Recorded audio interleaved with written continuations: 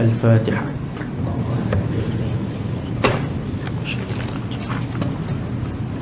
Bismillahirrahmanirrahim.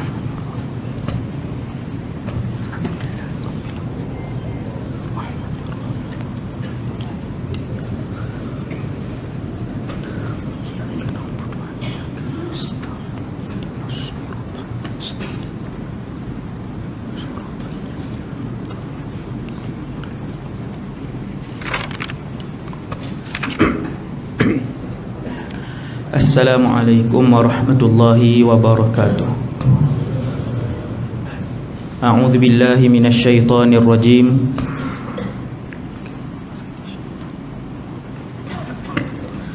Bismillahirrahmanirrahim.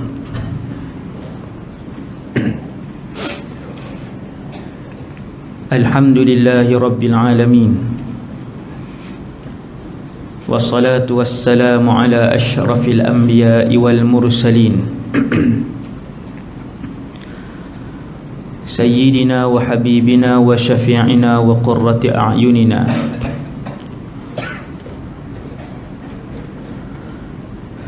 Muhammad ibn Abdillahil Amin Al-mab'uthi rahmatan lil alamin wa ala alihi wa ashabihi wa man tabi'ahum bi ihsanin ila yaumiddin. Wa la hawla wa la quwwata illa billah al-aliyyil azim. Wa la hawla wa la quwwata illa billah al-aliyyil azim. Wala hawla wala quwwata illa billah al-aliyyil azim. Amma ba'd. Radina billahi rabba, kami redha Allah Tuhan kami. Wa bil islami dina, kami redha Islam cara hidup kami. Wa bi Muhammadin nabiyyan wa rasula,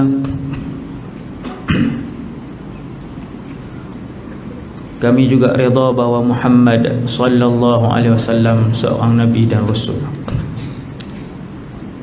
Pengurusi majlis, tuan imam, para pegawai, jawatan kuasa masjid, seterusnya ibu-ibu, ayah-ayah, muslimin dan muslimat yang dirahmati Allah Subhanahu wa taala sekalian. Syukur kepada Allah Subhanahu wa taala di atas pelbagai nikmat yang masih diteruskan oleh Allah.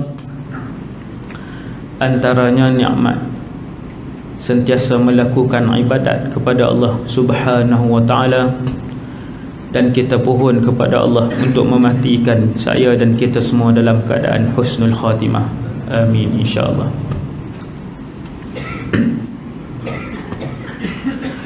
Manusia yang paling baik di dalam alam ni ialah para rasul dan para nabi. Satu hari kita akan tahu kita ni nombor berapa di padang mahsyar. Lah nombor berapa tak tahu. Pangkat macam-macam di depan, nama macam-macam di depan. Duk di dunia serban kita boleh lilit tebal, tasbih kita boleh beli hak panjang, nama kita boleh tambah macam-macam di depan. Suatu hari di padang mahsyar kita akan tahu keberapakah kedudukan kita di sisi Allah Subhanahu wa taala. Antara jawapan awal yang diberikan oleh Rasulullah ialah manusia yang paling mulia di sisi Allah ialah rasul-rasul dan para nabi. Nombor satu di kalangan Rasul Muhammad sallallahu alaihi wasallam bila munazi'. Nabi nombor satu, kemudian ulul azmi yang 4 orang,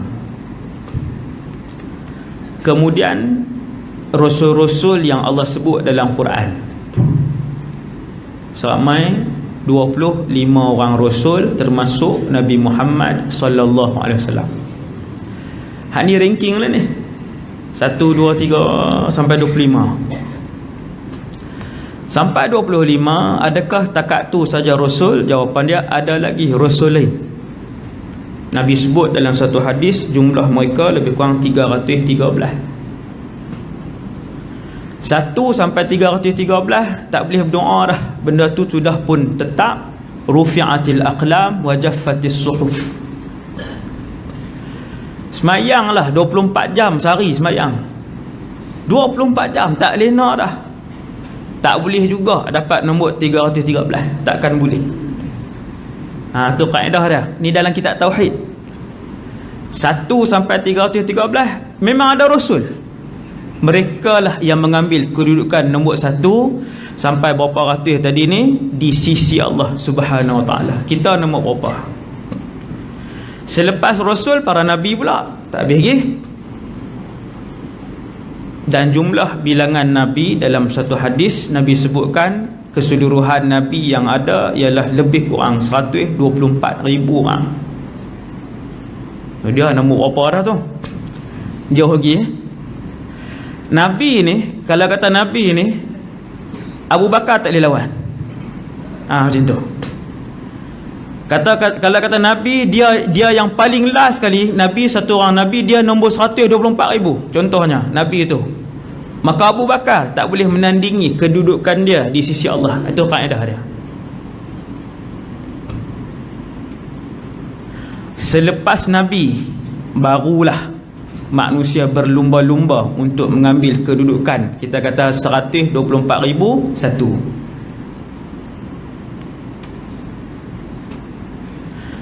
Selepas semua rasul dan nabi ambil kedudukan di sisi Allah Subhanahu Wa Taala, kedudukan yang paling mulia di kalangan umat ni ialah umat Nabi Muhammad sallallahu alaihi wasallam.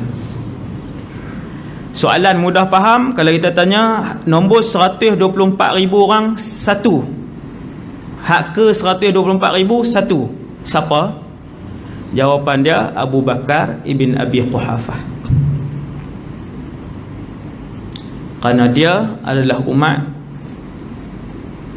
Nabi Muhammad berdasarkan hadis-hadis yang Nabi sebut, mencecah puluhan hadis tentang keutamaan dan kelebihan Abu Bakar.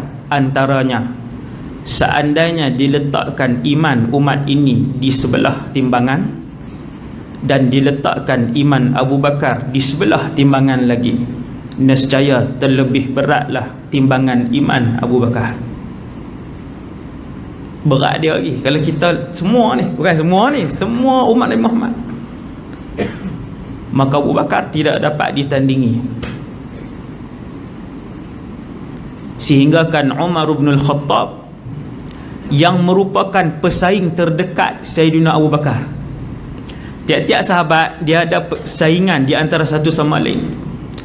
Saingan melakukan ibadat dan kebaikan menuju kepada Allah Subhanahu Wa Taala. Perlumbaan ini berlaku di kalangan sahabat. Kita boleh buat.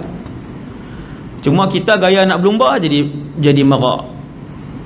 Gaya nak berlumba dia jadi riak, dia jadi tak ada nak berlumba, dia jadi sahabat berlumba, dia boleh jaga ikhlas tu. Maka bila Nabi kata siapa nak bagi bantuan untuk peperangan Tabuk, Abu Bakar tengok Umar, Umar tengok Abu Bakar, betul pekat balik, tak kata apa, pekat balik. Maka mai Abu Bakar dia bagi semua harta dia. Nabi tanya berapa ringgit tinggal duit tunai. Abu Bakar kata, aku tinggalkan kepada keluarga aku Allah dan Rasulnya. Boleh buat? Hak sembang pun tak boleh. Ni malah ni tabung, kan bagi semua. Ada 15, 3 ringgit je. Abu Bakar bila Nabi tanya, kau tinggal berapa duit tunai di rumah? Abu Bakar kata, aku tinggalkan kepada ahli keluarga aku Allah dan Rasulnya. Habis ya? Nombor 1 di kalangan sahabat. Sayyidina Uthman memang dia buat main emas dalam jubah dia, tapi emas dalam rumah banyak lagi. Tu pun banyak dia buat main sebab dia jutawan. Abdul Rahman bin Auf bagi banyak, tapi di rumah banyak lagi. Abu Bakar buat main semua. Sayyidina Umar bila Nabi tanya, wahai Umar, berapa yang kamu tinggal kepada ahli keluargamu? Sayyidina Umar jawab, separuh daripada apa yang aku ada. 200,000 aku buat main 100,000 ringgit hak tunai yang ada dalam simpanan aku. Bila dia tanya berapa Abu Bakar bagi, sahabat-sahabat dia jawab, Abu Bakar bagi ke semua harta tunai yang dia ada. Omar kata, sesungguhnya aku tidak pernah mendahuluinya dalam melakukan kebaikan. Dari segi iman. Malam ni andai umat ini seperti Omar, jauh tu. Sebab andai umat kesemuanya, dia kalau tajuk andai seorang jadi Omar, cukup dah untuk Islam memerintah alam ini. Andai seorang daripada 2 bilion umat Islam ini adalah Omar, seorang je, nescaya Islam lah yang memerintah ketika ini. Kalau semua kalau semua pakat terbang macam malaikat tu. Kalau semua Omar pakat terbang.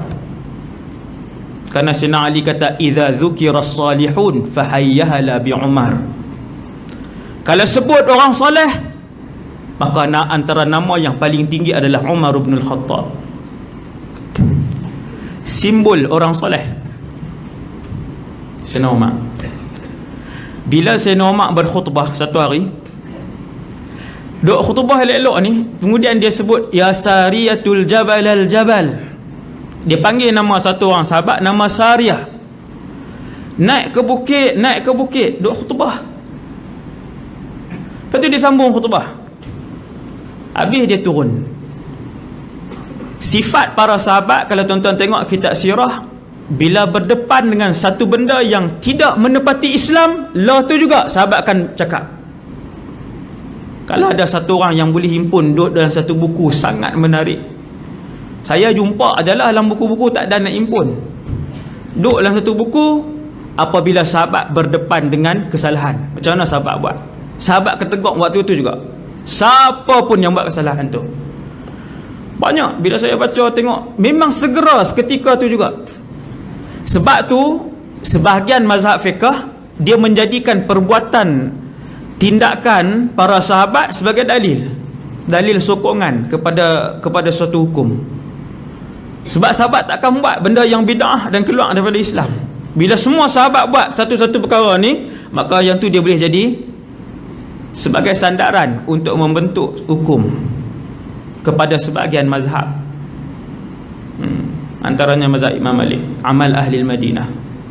Tuan-tuan, bila Sayyidina Umar dia pergi selit tengah-tengah tu, sahabat pun tak faham apa dia ni nak panggil nama Sariyah, nama seorang panglima perang yang telah diutuskan ke Parsi untuk berperang, dan dia tak ada dalam masjid tu, panglima perang tu. Bila sahabat dengar Sayyidina Umar sebut, sahabat kenal Sariyah tu. Cuma pasal apa dia pergi menjerit tengah-tengah khutbah? Mereka pakat rumun seperti mana mereka mengerumuni Rasulullah ketika Nabi hidup. Kalau Nabi buat sesuatu, bukan menegur Nabi. Kalau Nabi buat, sahabat tanya untuk tiru, untuk buat apa yang Nabi lakukan.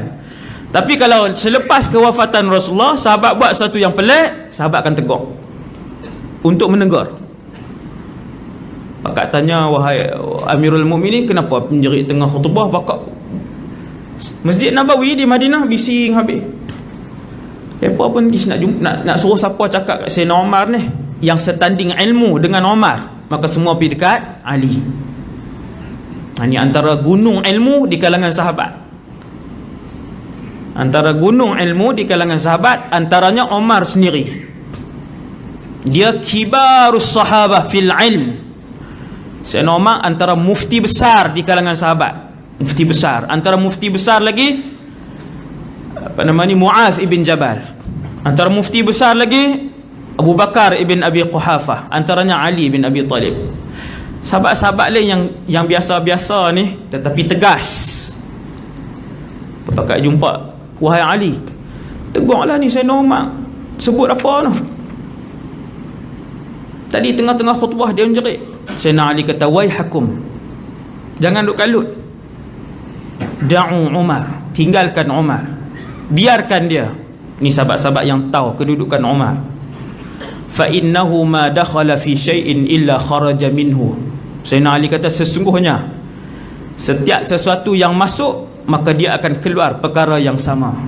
Maksudnya masuk sesuatu kepada Sayyidina Umar, maka benda itulah yang keluar. Ilham daripada Allah Subhanahu wa taala.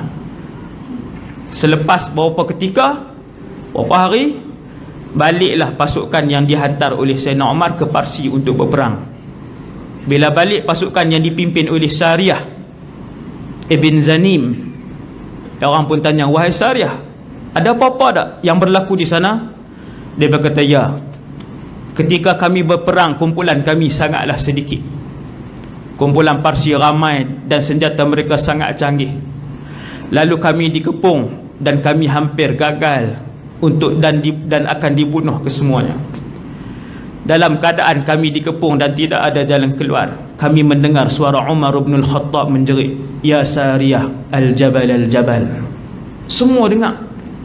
Ini karamah pasukan perang tu, karamah sahabat.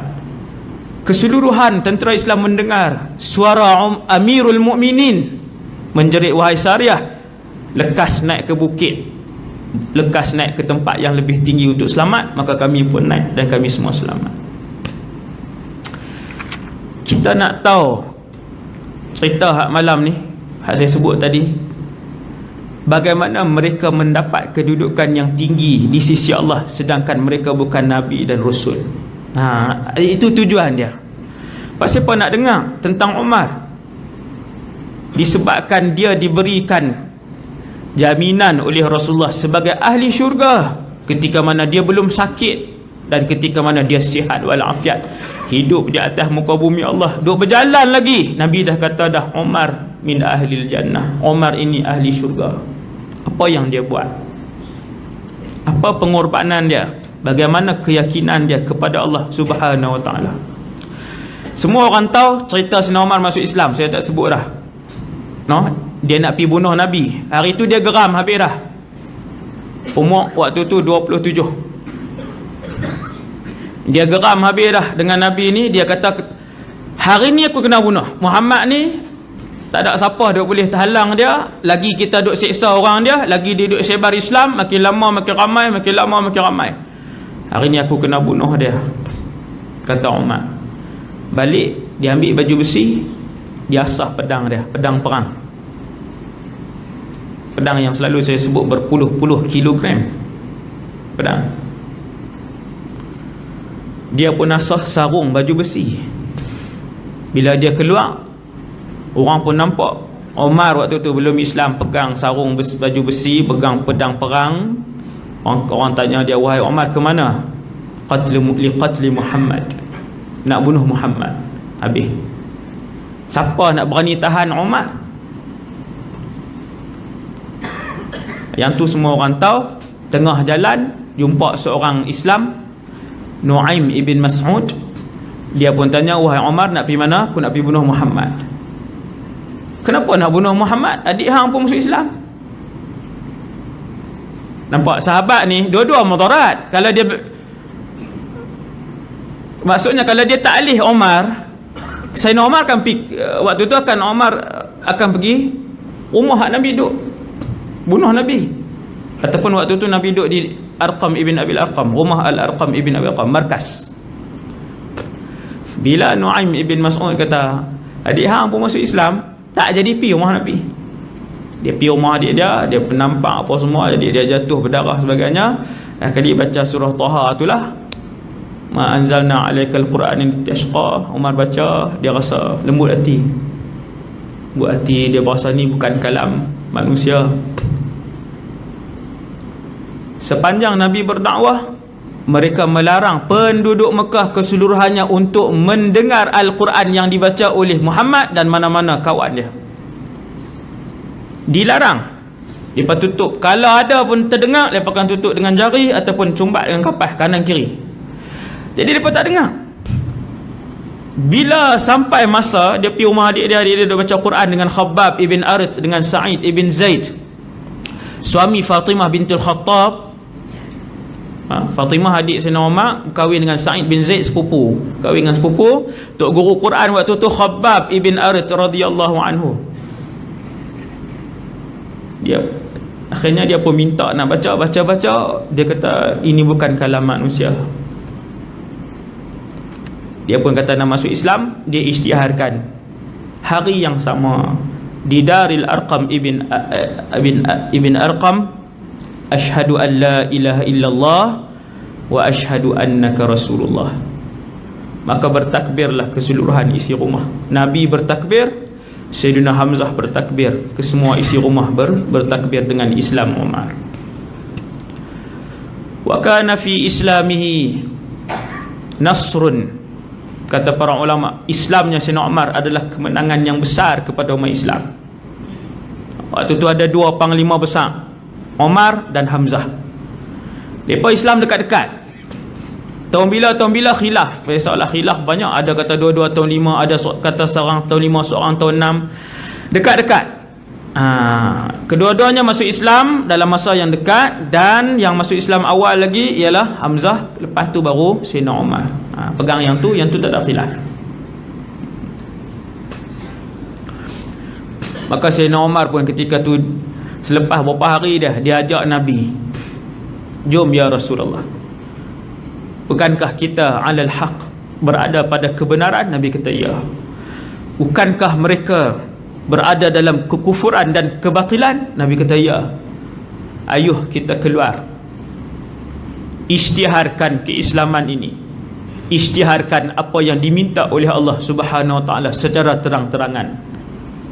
Abu Bakar, Umar jaga depan, Sayyidina Hamzah jaga belakang. Tak ada siapa berani sentuh sahabat-sahabat Nabi sallallahu alaihi wasallam. Depa pusing satu Mekah mengisytiharkan dakwah yang dibawa oleh Nabi sallallahu alaihi wasallam. Maka Sayyidina Umar ni, lepas tu dia dengan Rasulullah rapat, Abu Bakar, Rasulullah, Abu Bakar dan Umar.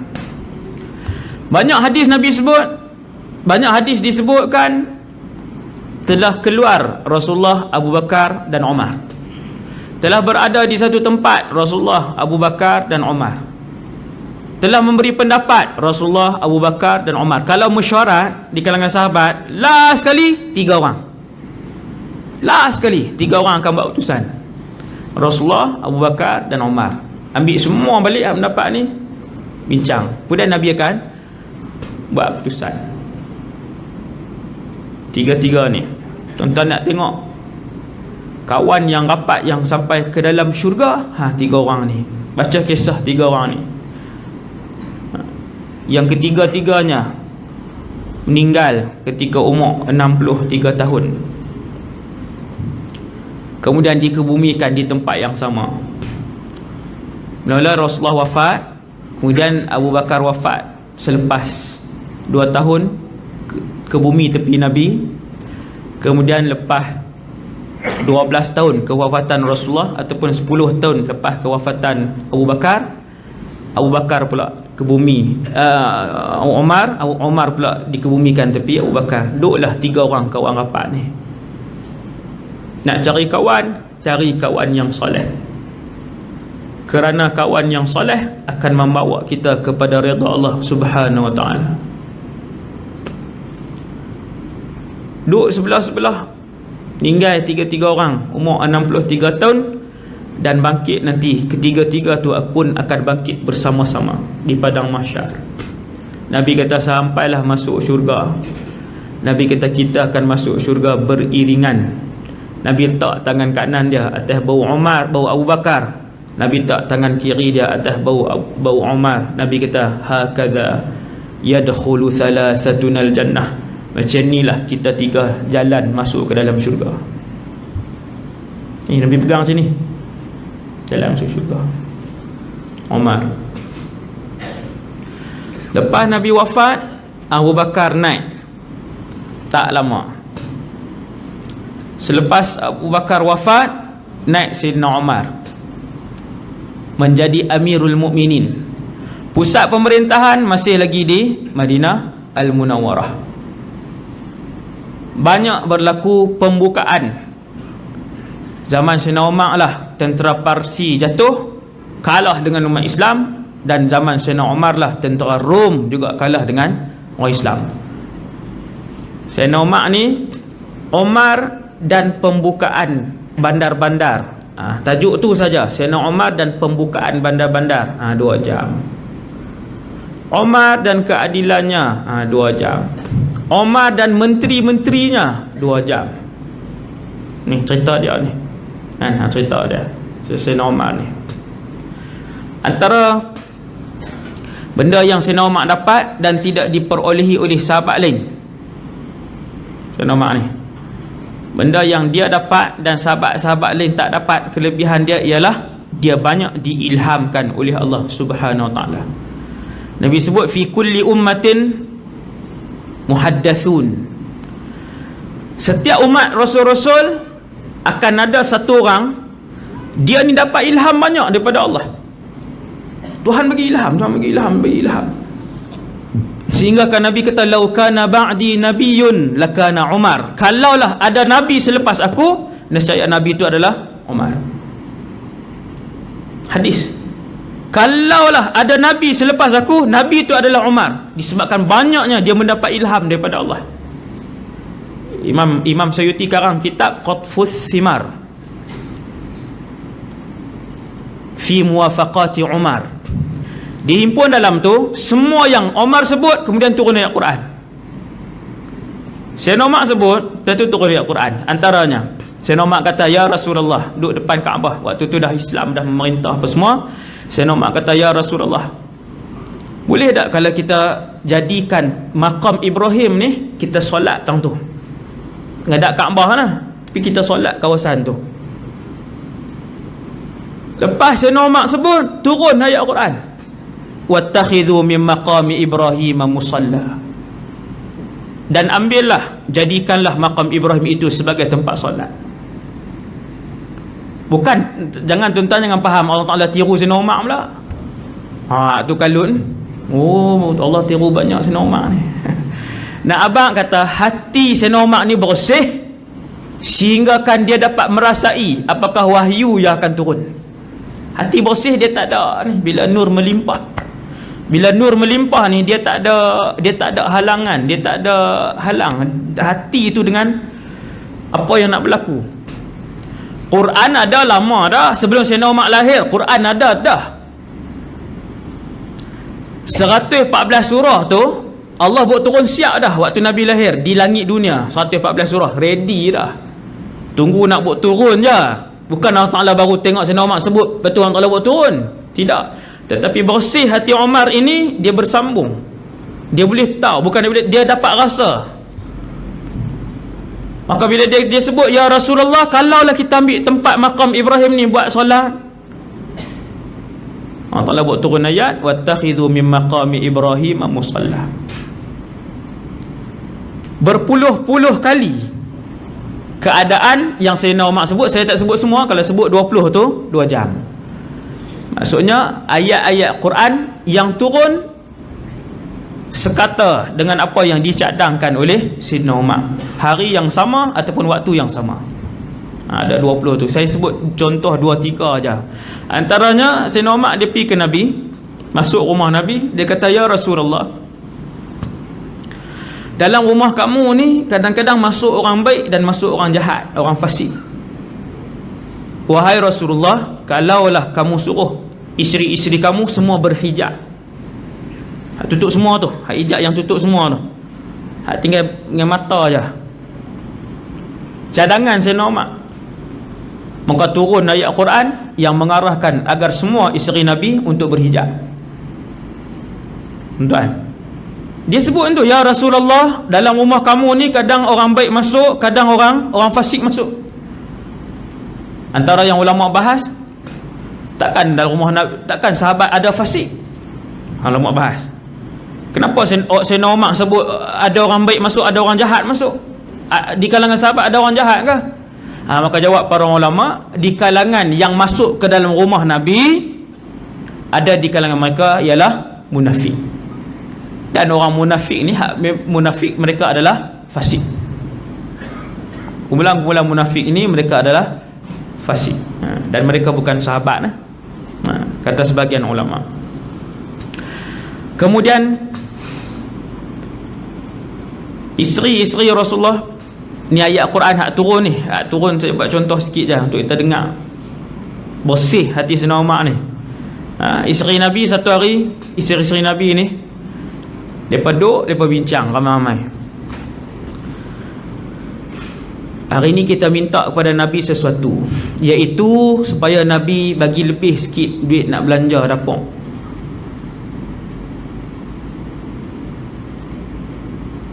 Nabi melatih ahli keluarganya untuk hidup dalam keadaan yang sederhana, walaupun emas dan perak hampir setiap bulan dilonggokkan di depan rumah Nabi SAW. Tuan-tuan, kalau sekali longgok, Nabi tak bagi ke orang. Memang benda tu mai, bukan untuk Baitul Mal, untuk Rasulullah.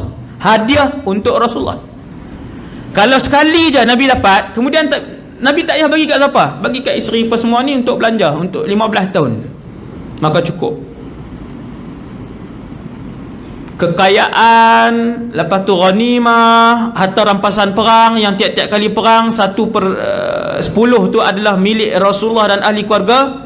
Kalau Nabi guna yang tu je, dah cukup dah untuk Nabi terus hidup dengan ahli keluarga dia, tak payah kerja apa. Tapi disebabkan setiap kali dapat harta, Nabi bagi sampai habis. Tiap-tiap kali dapat. Nabi pernah didatangi daripada Bahrain, emas dan perak Bahrain. Bahrain yang sampai sekarang ni, Bahrain. Emas dan perak. Nabi pergi keluar, Nabi pun ambil, cekak bagi keluarga yang susah, dan tidak meninggalkan sepotong pun untuk isteri-isterinya yang sebelah tadi. Itulah Rasulullah. Sebab tu di rumah Nabi kata Sayyidina Aisyah, kami biasa untuk rumah kami tidak berasap selama 3 hari. Itu perkara biasa, semua sahabat tahu. Makanan kami ketika itu ialah aswadan, at-tamru wal ma'. Aswadan, 2 benda hitam, bahasa kiasan Arab kan. Air dan juga kurma. Biasa. Aisyah kata benda tu benda yang sudah kami biasa, dan benda tu kami reda. Cuma satu hari isteri-isteri ni bincang, minta Rasulullah tambah sikit kot. Kita katalah sebulan 100, suruh Nabi tambah sebulan 150 kot. Masuk rumah isteri ni sebut, semua rumah semua sebut benda yang sama. Dia himpun pula setempat, ramai-ramai sebut ke Nabi, ya Rasulullah kena tambah pun orang perempuan kan. Dia sebut ramai-ramai dia ni sebut. Dia tak seorang, dia ramai-ramai pakai sebut. Nabi kecil hati. Nabi bersendiri. Sayyidina Umar tahu. Sayyidina Umar bapa mertua Rasulullah, anak dia pun ada di kalangan hak sebelah tadi, Hafsah bintu Umar, anak dia. Jadi Sayyidina Umar tahu mereka menyakitkan hati Nabi. Sayyidina Umar pergi jumpa, memang duduk sekumpulan lagi. Sayyidina Umar kata, betapa beraninya kalian melakukan perkara ini kepada Rasulullah. Boleh jadi Allah SWT akan menukarkan kalian dengan wanita-wanita lain yang lebih soleh daripada kalian, yang lebih solehah. Isteri-isteri dia kata, wahai Umar, sampai dalam rumah Nabi pun kamu nak bagi nasihat, bukankah sudah ada Rasulullah untuk bagi nasihat kepada kami?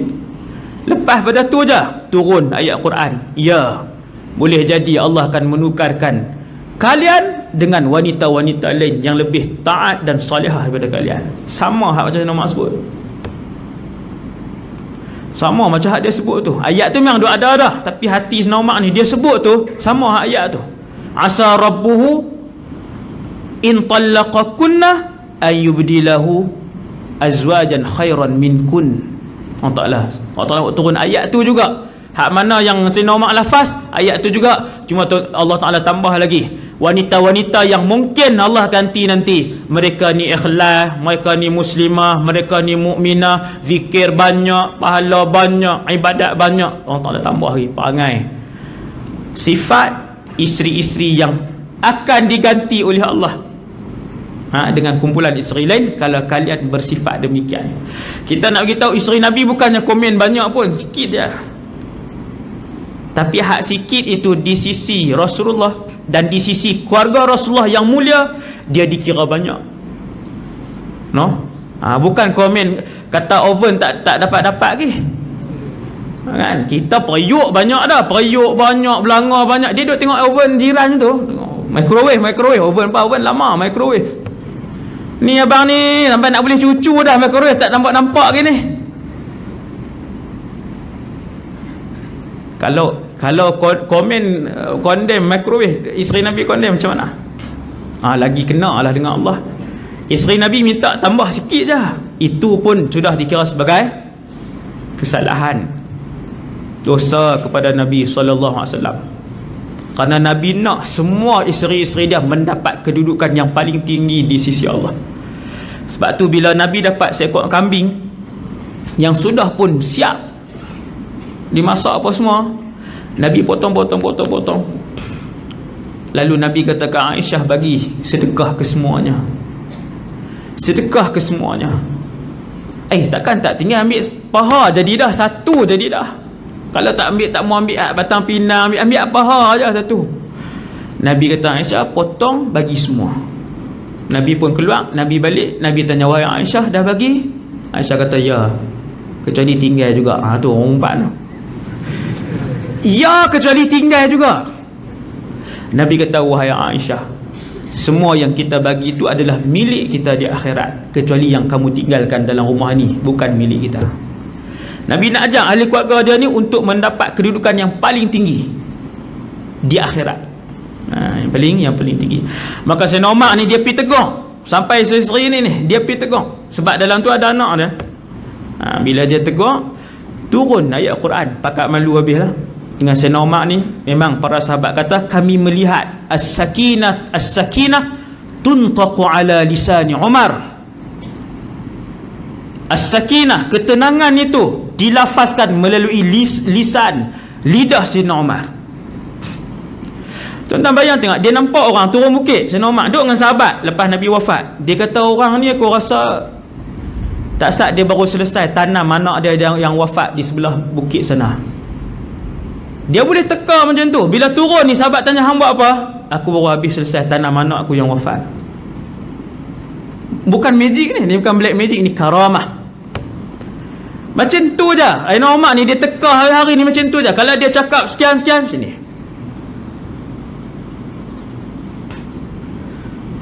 Bila meninggal Abdullah bin Ubay bin Salul, kepala munafik zaman Rasulullah, dan dia adalah ketua munafik di dalam neraka nanti. Abdullah bin Ubay bin Salul ni, dia yang pernah sebarkan berita palsu, propaganda kata isteri Nabi berzina dengan Safwan ibn Mu'attal. Wal'iyadzubillah. Dia yang sebarkan. Dia tak tuduh, dia tak kata, dia kan, semua dia sebar. Dia pergi ke orang merata, dia kata, ish, ni Safwan balik bawa Aisyah naik unta ni, takkan tak buat apa. Ayat tu, ayat orang jahat. Lepas tu buat status. Tak lagi petang night lagi status. Benda tu juga. Betapa banyak hak berlaku hari ni, kan? Dia ni lah Abdullah bin Ubay bin Salul. Macam-macam dia panggil Nabi dengan panggilan sekian. Dia merancang untuk membunuh Rasulullah. Satu hari dia meninggal. Anak dia Islam. Dia nama Abdullah bin Ubay, anak dia nama Abdullah juga. Maka Abdullah bin Ubay, ini Islam radhiyallahu anhu. Islam, mukmin, khalis. Bila dia meninggal, anak dia tahu tak pak ni ketua munafik? Anak tahu. Tetapi anak tetap anak, dan ayah tetap ayah. Perasaan sayang ayah, siapa tak sayang? Sebab tu bila anak Abu Jahal masuk Islam, Abu Jahal, Fir'aun umat ini, anak dia masuk Islam, Nabi kata sekejap lagi Ikrimah akan sampai. Dia akan mengiklankan keislamannya. Janganlah kalian sakiti hatinya dengan mencerca dan mengeji ayahnya. Sebab dia anak, dia tetap anak, dia tetap ada perasaan sayang, walaupun ayah dia memang ahli neraka. Abu Jahal memang ahli neraka.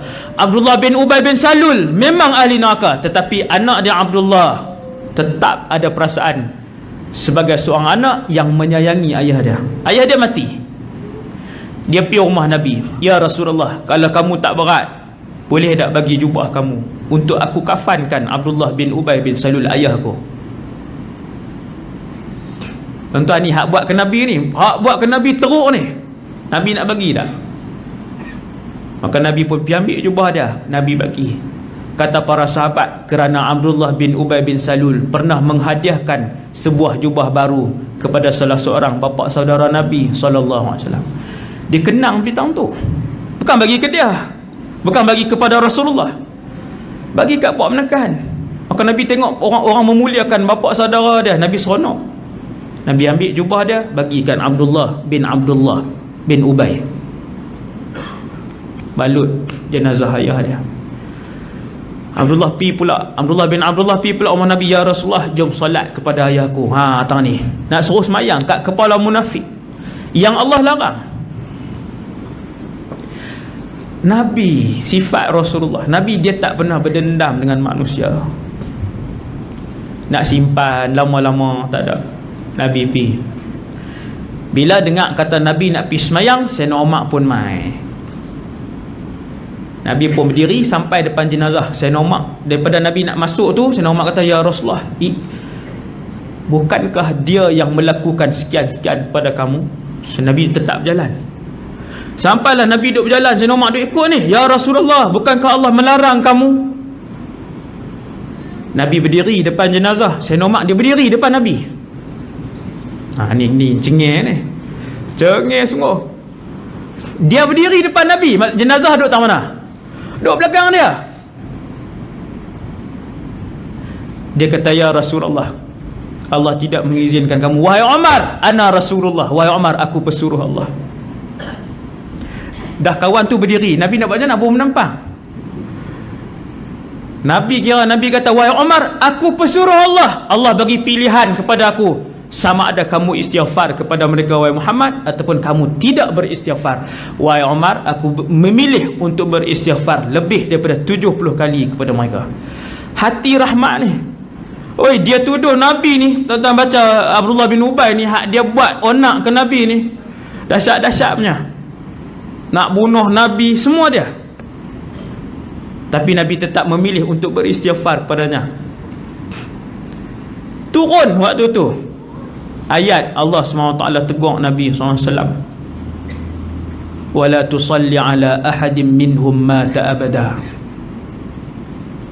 Wahai Muhammad, jangan sekali-kali kamu sembahyang kepada mereka ni.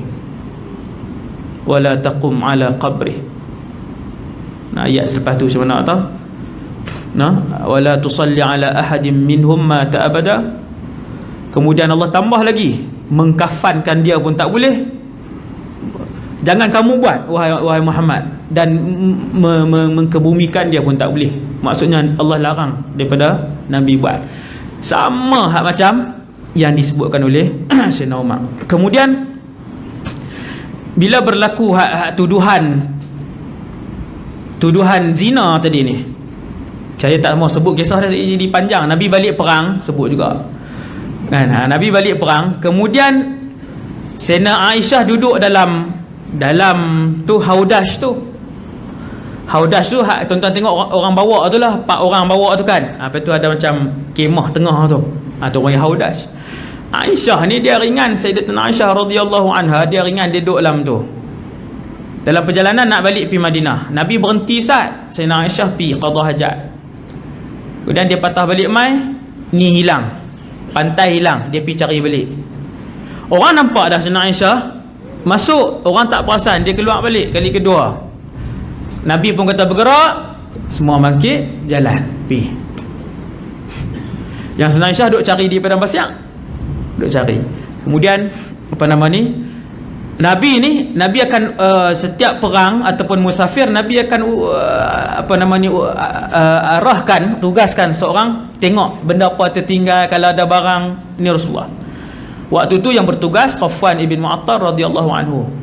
Dia pun patah balik apa semua, tengok ada seorang wanita, dan dia pernah melihat Sayyidatina Aisyah sebelum ayat hijab, ayat yang mewajibkan hijab turun. Dia kenal Sayyidatina Aisyah, tak sembang apa, dia cuma kata zawju Rasulillah, isteri Rasulullah, satu ayat. Kalau kita lah tadi pergi mana? Orang duk ingat apa ni, mereka nak sampai Madinah dah. Tak sapi berak, lepas tu pergi cari nyembang ni, bertepuk lah apalah. Punya haram zaman hari ni. Suami orang, isteri orang mau bertelefon, hantar mesej WhatsApp isteri orang. Satu ayat je sahabat Nabi ajak. Satu ayat je, zawju Rasulillah. Aisyah tak jawab apa. Buat turun unta, naik. Lepas tu bawa. Nabi sampai masuk habis dah dalam Madinah. Safwan berjalan bawa isteri Nabi. Status Abdullah bin Ubay Mas'ud, Facebook dia pun naik. Tidak berlaku sesuatu kah? Tunggu selepas ini punya status. Apa dia pula? Safwan pulang dengan isteri Muhammad. Tunggu status seterusnya. Orang gila status ni. Ada jenis gila 3 jam sekali buat naik. 3 jam sekali update, 3 jam sekali kan dah kerja. Lama zaman hari ni. Betul-betul fitnah orang tu, fitnah orang ni. Ambil berita tak pasti. Inilah kerja Abdullah bin Ubay. Dia tak tuduh, dia tak kata ni, dia buat ayat macam tu je. Habis satu Madinah tahu. Sakit Sayyidatuna Aisyah, sakit. Minta untuk balik rawat rumah ayah Abu Bakar dengan mak. Mesti nak balik rumah mak, Nabi bagi, tak apa, baliklah, sakit. Nabi panggil semua sahabat, tanya pendapat. Sampai kat Sayyidina Umar. Sayyidina Umar kata apa? Sayyidina Umar kata, ya Rasulullah, siapa yang mengahwinkan kamu dengan Aisyah? Nabi jawab, Allah. Aisyah ni Nabi mimpi berkali-kali Nabi berkahwin dengannya. Maksudnya wahyu. Cerdik Sayyidina Umar ni, dia kata, ya Rasulullah, siapa yang mengahwinkan kamu dengan Aisyah? Nabi kata, Allah. Ya Rasulullah, takkan Allah pilih satu orang yang melakukan sekian kepada kamu untuk menjadi isteri kamu? Sayyidina Umar kata, subhanaka hadza buhtanun azim. Maha suci kamu ya Allah, ini adalah penipuan dan fitnah yang nyata, fitnah yang besar. Turun ayat Quran membersihkan Sayyidatina Aisyah. Ayat last sekali sama dengan ayat yang keluar daripada mulut Sayyidina Umar, subhanaka hadza buhtanun azim. Umar, asyik tuan, Sayyidina Umar. Nabi mimpi 3 kali yang saya sebut malam ni lah. Nabi mimpi masuk syurga. Ni mimpi, bukan peristiwa Mi'raj. Masuk syurga, Nabi mimpi sekian-sekian. Antaranya Nabi tengok seorang bidadari duk ambil semayang di luar rumah, di luar istana, di tepi sebuah istana yang besar, sehingga membuatkan Nabi nak masuk dalam istana tu. Memang Nabi nak tengok sebab cantiknya istana tu. Bila Nabi nak masuk, Nabi pun tanya dalam mimpi, dan mimpi para rasul adalah wahyu dan benar. Nabi pun tanya, liman hadzal qasru? Milik siapa istana ini? Lalu orang pun jawab, ini istana Umar. Maka Nabi kata, aku pun patah baliklah, tak jadi. Sebab duk teringat Sayyidina Umar tu, kan? Teringat sifat Sayyidina Umar. Nabi kata, aku teringat sifat kamu wahai Umar, aku pun undur baliklah, tak jadi nak masuk tengok istana kamu. Maka menangis Sayyidina Umar. Sayyidina Umar kata, a'alaika agharu ya Rasulullah, takkan dengan kamu aku nak cemburu wahai pesuruh Allah. Kamu yang mengajar kami untuk mengenal kepada Allah Subhanahu wa ta'ala. Yang kedua, Nabi tidur, Nabi minum susu dalam mimpi. Minum susu, banyaknya Nabi minum susu tadi. Minum. Nabi rasa susu itu memenuhi seluruh tubuh Nabi sampai keluar di celah-celah jari. Susu ni banyak. Kemudian ada baki dalam bekas tu sikit, Nabi pun bagi kepada Sayyidina Umar. Abu Bakar pun tanya, ya Rasulullah, fama awal tahu? Apa tafsiran dia? Nabi kata, ilmu. Maka dengan sebab tu Sayyidina Umar, dia antara yang paling alim di kalangan sahabat. Alim. Bila berlaku apa masalah, mereka akan rujuk Umar ataupun Ibnu Abbas ataupun Ali dan sebagainya ni, yang mufti-mufti besar di kalangan sahabat. Kemudian Nabi mimpi tidur. Ni semua riwayat Bukhari Muslim, sama ada Bukhari atau Muslim. Nabi tidur, kemudian Nabi tengok sahabat pakai baju. Nabi tengok orang yang sangat ramai pakai baju. Ada di kalangan mereka pakai baju takat ni saja, takat dada. Baju tak cukup. Ada yang pakai setengah, ada yang pakai. Dalam Nabi duduk tengok lalu ramai ni, kemudian Nabi nampak Sayyidina Umar yang lain daripada semua orang. Nabi nampak, Nabi kata, aku melihat Umar wa alaihi qamisun ijtarrahu, dia memakai satu baju, dan baju itu pula melabuh-labuh di atas tanah, labuh sampai belakang, duduk heret. Sayyidina Umar terpaksa heret baju tadi. Sahabat tanya, ya Rasulullah, fama awwaltahu, apa maksud dia, apa yang kamu nampak itu? Nabi kata, ad-din, iman. Iman. Ketika semua sahabat ni hebat dah, tetapi dia punya iman mereka tu Allah Ta'ala tunjuk ke Nabi pakai baju dia jadi tak apa cukup, berdasarkan iman masing-masing. Yang Umar punya iman ni meleret-leret ke bawah sampai dia duduk bawah tu. Iman Sayyidina Umar. Kemudian tuan-tuan,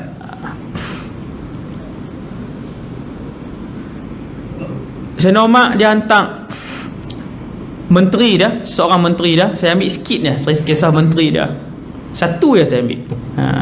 Banyak kan? Satu je. Nama sahabat ni Amr bin As, menteri besar Sayyidina Umar. Sayyidina Umar Perdana Menteri di Madinah. Dia hantarlah gubernur dia, wali kan, hantar gubernur. Dia Amirul Mukminin, pusat pemerintahan di Madinah. Antara sahabat yang dihantar ialah Amr ibn As. Masyhurlah Amr ibn As ni pergi ke Mesir. Terkenal lah Mesir ni dengan bilangan orang Islam yang ramai waktu tu sebagainya. Di Mesir ada Sungai Nil. Sampai 1 tahun Sungai Nil berhenti. Setiap tahun Sungai Nil akan berhenti.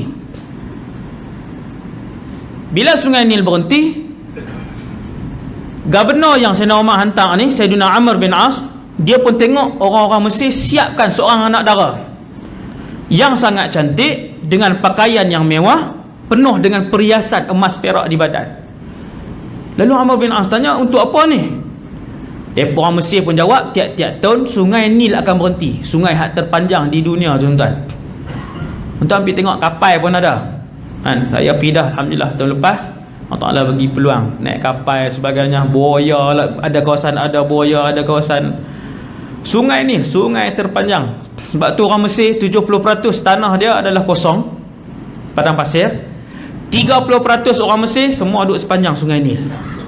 Tanah Mesir yang lain kosong, kecuali satu tempat lagi, nama apa, Fayyum kot, tak silap saya. Ada satu tempat tu yang tempat Nabi Yusuf tu, Fayyum, situ ada ayam. Yang lain semua duduk di sepanjang Sungai Nil. Bila sungai tu berhenti, mereka pun nak korbankan seorang wanita. Syaitan ni tuan-tuan, yang paling dia seronok sekali ialah apabila bunuh seseorang manusia untuk dipersembahkan pada dia. Yang tu yang dia paling seronok. Kalau berlaku perang, lagi syaitan suka. Bunuh kanak-kanak, tuan-tuan tengok di Syria, bunuh kanak-kanak. Yang tu yang paling dia suka. Maka sungai akan berhenti. Kalau tak bagi, tak buat majlis ni, majlis serahkan korban, maka sungai akan terus surut, tak berjalan. Maka Amr bin As kata, jangan, kerana Islam melarang untuk kita memuja syaitan dan iblis. Maka tak buat. Sungai berhenti, hari kedua berhenti, lepas sebulan berhenti, lepas turun. Sungai yang sungai paling panjang di dunia, tuan-tuan, akhirnya surut sampai nak ranap ke bawah. Sungai tadi sampai nak surut. Sayyidina Amr bin As, sahabat, dia tak ada jalan, hantar surat pergi Madinah. Kot nak buat turun peruntukan tambahan pusat kan, 2 bilion ke apa ke berapa ni nak buat ayak baru ni, buat paip kan, hantar surat. Sayyidina Umar pun tulis balik surat. Dia pun jawab balik. Dia kata, surat yang aku tulis ni baling ke dalam Sungai Nil. Amr bin As pun buka, baling surat masuk dalam sungai. Dia pun buka. Daripada hamba Allah Umar kepada Sungai Nil. Wahai sungai, sekiranya kamu bergerak dengan kudrat kamu sendiri, maka berhentilah kamu selama-lamanya. Dan sekiranya kamu mengalir dengan kudrat dan kekuasaan Allah, maka bergeraklah sekarang ini juga. Sayyidina Amr bin As tengok surat tu, nak baling tak tuan? Hai, macam mana ni nak baling kah? Ya, orang kata gila pula kan, baling surat. Sayyidina Umar bagi surat. Ini Umar lipat balik, baling dalam Sungai Nil. Bangun esok pagi, sungai ni telah pun naik 16 hasta ke atas. 16 hasta naik. Sehari lah naik. Lepas tu naik, terus naik dan terus berjalan. Maka habislah sumpahan tu dengan karamah daripada Umar. Rumah terbakar di Madinah. Terbakar rumah. Bukan macam kita ada paip bomba di luar. Kan, walaupun orang parking dekat paip tu. Hak kereta mana tu berasa pilah kan. Apa kat paip tu.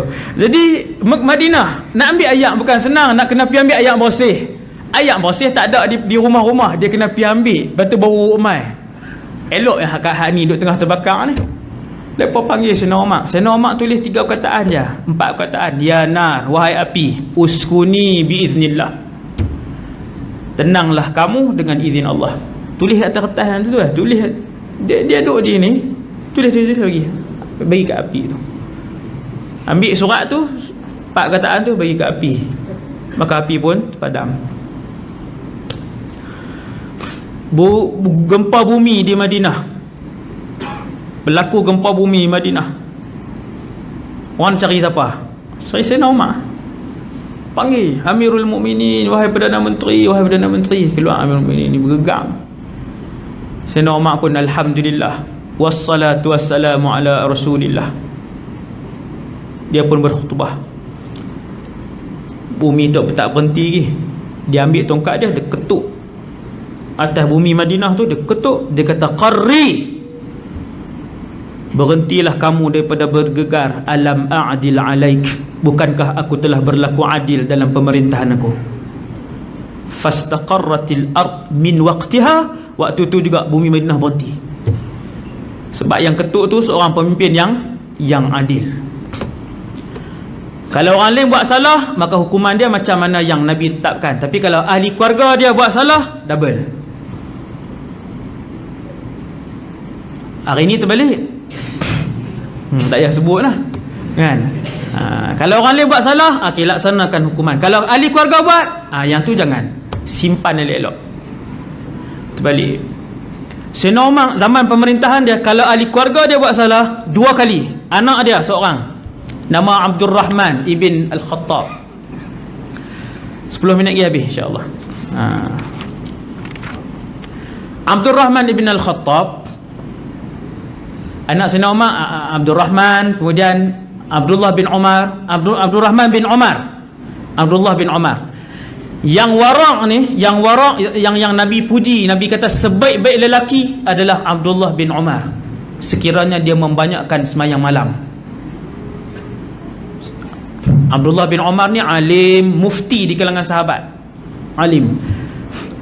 Ada seorang adik ni nama Abdul Rahman bin Umar. Waktu Amr bin al-As jadi gubernur Sayyidina Umar di Mesir, Abdullah dengan Abdul Rahman pergi Mesir, duduk di sana tolong ayah dia. Duduk di sana, kemudian satu hari Abdul Rahman ni dia minum arak. Kita tahu dia ada juga anak Sayyidina Umar, kan ada yang buat salah kan, minum arak juga. Sekali itu tuan-tuan, sekali itu. Macam mana boleh berkawan dengan satu orang ni, saya lupa, ada satu orang ni minum arak sekali tu lah.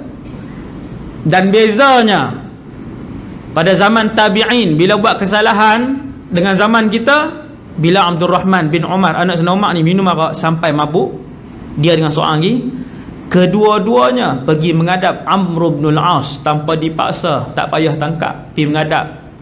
Wahai Amr bin al-As, kami melakukan kesalahan, sebablah kami. Nampak? Mereka sendiri bertaubat kepada Allah, mereka sendiri. Apa Amr bin al-As nak buat ni? Anak Perdana Menteri ni, dia menteri besar je. Menteri besar boleh buang bila-bila. Dia tak boleh buat benda yang tak sama dengan tokeh. Ni anak Sayyidina Umar. Sayyidina Umar Amirul Mukminin, presiden di Madinah, minum arak, takkan nak lakukan hukuman. Ini para sahabat. Amr bin al-As dia tak minta izin kat Sayyidina Umar.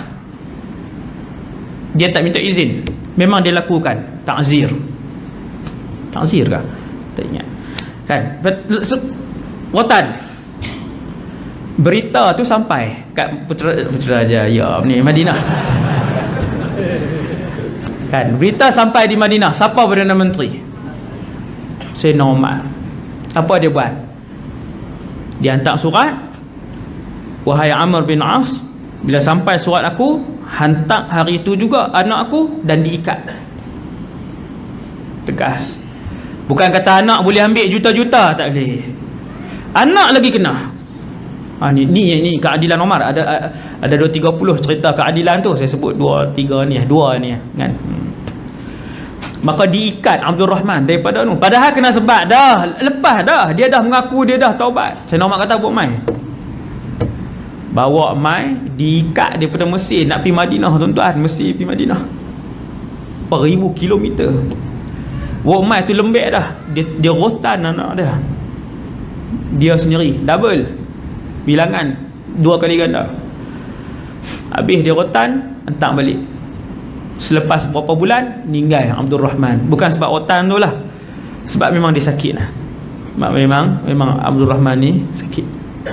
Keadilan dia, bila dia adil, yang bawah ni tak perlu CCTV dengan banyak, tak perlu nak gubal apa ke, tak perlu. Bila atas adil, sebab masyarakat akan hidup dengan cara hidup pemerintah. Kalau banyak penyangak di kalangan masyarakat biasa, pemerintah tu penyangak lah. Kalau banyak jenayah yang dibuat oleh masyarakat biasa, penjenayah lah yang ramai yang memerintah tu. Yang ni kaedah dulu sampai hari ni. Sebab tu bila yang adil memerintah, cucu perempuan dengan tok nega susu, tok kata kan cepat. Ni pergi ambil ayak setimba, campur sat dengan susu ni. Hak cucu kata, tok tak pernah dengar ke Amirul Mukminin Umar telah melarang kita semua untuk mencampurkan air dengan susu. Tok tu kata, fa'aina Umar hatta yarana. Dia kata, cik, ada Sayyidina Umar kalau rumah ni, dia nak tengok kita buat benda ni. Cucu tu kata, kalaulah Umar tak tengok, fa'aina Rabbu Umar, di mana Tuhan Umar? Zaman tu keadilan memenuhi setiap ruang kawasan pemerintahan Umar. Tak boleh dalam rumah mana pun. Ketika pemerintah tertinggi seorang yang adil. Zaman Sayyidina Umar, anak dia pun bantu Sayyidina Umar. Anak dia nama Abdullah, bantu pi tengok macam mana keamanan yang di kampung-kampung macam mana. Pi sampai ke kampung, di pedalaman padang pasir, masuk ke pedalaman, nampak seorang hamba abdi duk jaga kambing ribu-ribu ekor. Saya pernah tengok Arab bela kambing, tuan, penuh bukit tu. Saya tak tahulah berapa ribu ekor. Hak ni tuan, kalau serigala makan 2-3 ekor, nampak tak kurang? Tak nampak kurang. Abdullah bin Umar dia pi dekat hamba abdi hak jaga ribu-ribu ekor ni, dia kata boleh tak jual sekor ni, nak bagi 600 ni, boleh tak jual sekor bagi 600? Dia kata, wahai Abdullah, ana mamlukun mu'taman, aku ialah hamba abdi yang diberikan amanah. Abdullah nak uji, bukan Allah nak ambil, dia nak uji, nak tengok ayah dia suruh cek. Maka Abdullah kata, bagi tahu kat tuan kamu, serigala makan sekor, kan susah serigala makan sekor. Aku boleh jawab kepada tuan aku, serigala makan sekor. Wa madza aqulu lillah, tapi depan Allah aku nak jawab apa? Hamba abdi ni kata. Zaman Umar. Yang terakhir tuan-tuan, yang terakhir sekali untuk malam ni, satu hari Sayyidina Umar dia duduk dengan sahabat-sahabat. Duduk dengan sahabat, bincang ke apa ke, wallahu alam, ramailah sahabat. Kemudian daripada jauh nampak 2 orang pemuda duduk cekak baju satu orang ni. Cekak baju tu duduk buat mai, bawa heret sampailah ke depan Sayyidina Umar. Sayyidina Umar pun tanya, kenapa kamu berdua heret laki ni? Ya Amirul Mukminin, wahai Amirul Mukminin, lelaki ini telah membunuh ayah kami. Bunuh. wa nahnu nuridul qisas, kami nak qisas, bunuh balas. Yang dituduh ada depan, yang menuduh pun ada depan. Sayyidina Umar tanya terus, ahaqqan qatalta abahum, benarkah kamu bunuh ayah mereka? Macam mana orang zaman tu nak jawab apa? Bagi masa nak ambil peguam kah? Macam mana?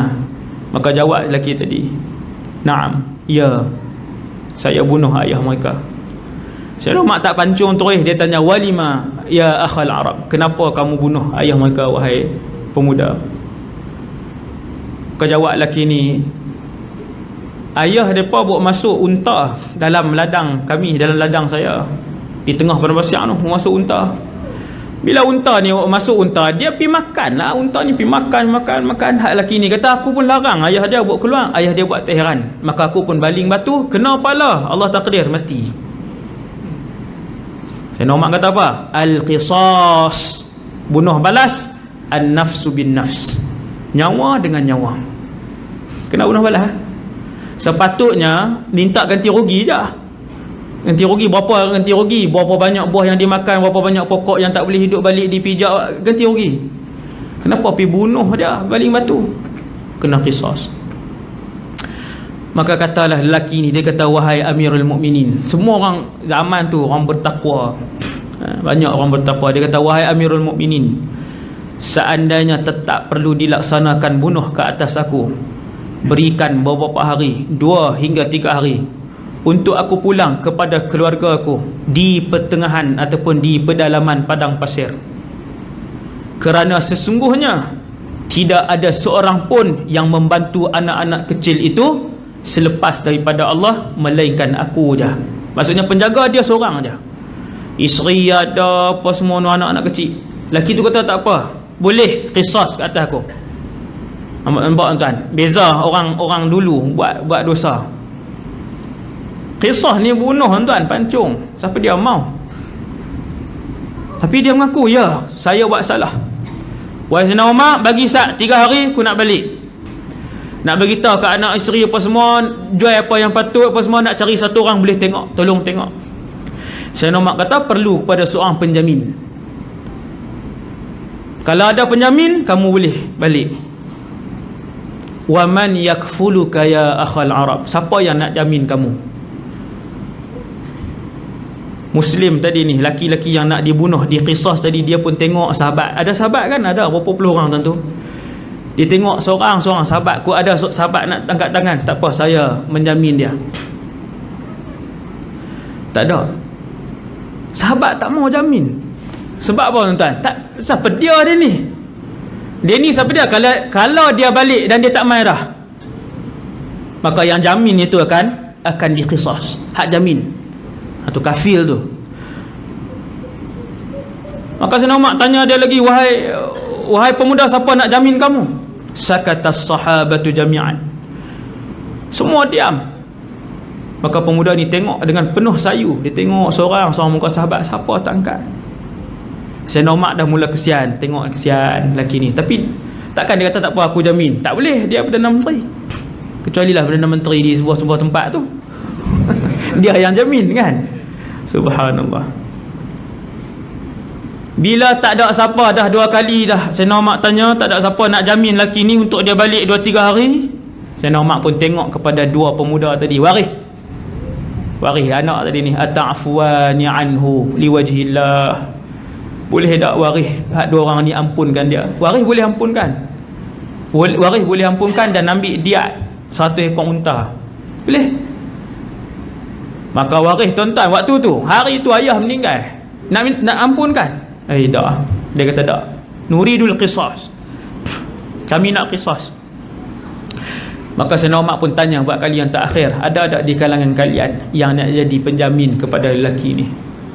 Tunduk lelaki ni, tunduk. Mohon ke tak tahu. Maka bangun satu orang sahabat, Abu Dzar Al-Ghifari radhiyallahu anhu. Dia bangun, dia kata, ana kafiluhu ya Amirul Mukminin. Bila dia bangun, dia kata, ya wahai Umar Amirul Mukminin, aku jamin. Sayyidina Umar terkejut. Sebab apa tuan-tuan? Sayyidina Umar tanya Abu Dzar, wahai Abu Dzar, ata'rifuhu? Kenal ke? Abu Dhar kata tak kenal. Wahai Abu Dhar, adakah kamu tahu apa akibat kamu jamin dia? Abu Dhar kata, ya, sekiranya dia tidak datang, qisas itu akan dikenakan kepada aku.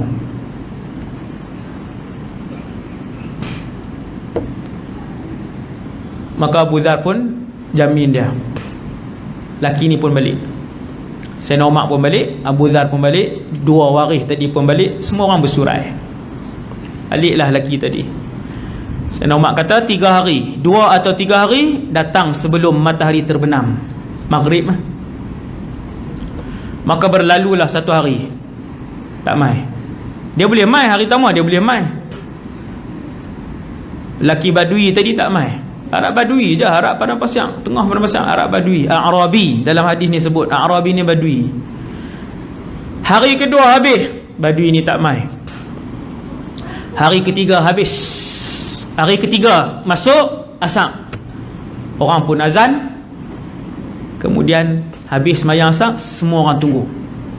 Sayyidina Umar pun pergi tempat tu, tempat memutuskan hukuman, tempat nak menjatuhkan hukuman. Di situ nak pancung. Abu Dhar pun pergi, 2 waris pun pergi, Sayyidina Umar pun pergi di situ, orang ramai pun mula berhimpun tunggu. Asar dengan maghrib tuan, kat lama mana? Kan duk cicah teo lah apa sikit. Ambil 5. Masa pun berlalu. Sayyidina Umar duk perhati. Dia duk, Sayyidina Umar ni dada duk gencang dah ni. Sahabat-sahabat lain pun duk gencang dah. Dada pasal apa? 5.5 tak mai, 6 tak mai, 6.5 tak mai. Kalau bahasa kita lah, 6.5 tak mai, 7 tak mai. Muka Sayyidina Umar semua akan duk tengok dah. Sebab seorang sahabat Rasulullah yang tak bersalah, hukuman tetap hukuman, akan dijatuhkan hukuman, dia akan dipancung. Abu Dhar. Abu Dhar kata kat Sayyidina Umar, aku menjamin je kerana aku melihat kebenaran pada wajahnya. Sahabat lain tak kata apa. Sampai pukul 7, kita katalah sampai 7 lah maghrib berapa? 7.20. Sampailah 7.16. Kira dekat-dekat dah tu, tak mai lagi. Sayyidina Umar kata, wahai Abu Dhar, kamu tahu apa yang perlu dilakukan.